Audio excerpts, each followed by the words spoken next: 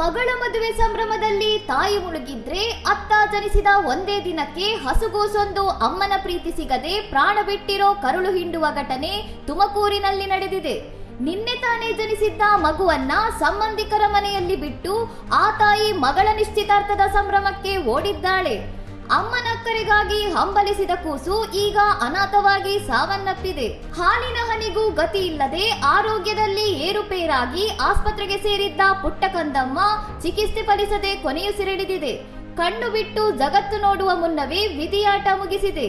ಮಗುವಿನ ಸಾವಿನಲ್ಲಿ ಅನುಮಾನ ವ್ಯಕ್ತವಾಗ್ತಿದ್ದಂತೆ ಎಚ್ಚೆತ್ತ ಆಸ್ಪತ್ರೆ ಸಿಬ್ಬಂದಿ ಕೂಡಲೇ ಮಕ್ಕಳ ರಕ್ಷಣಾ ಘಟಕಕ್ಕೆ ಮಾಹಿತಿ ನೀಡಿದ್ದಾರೆ.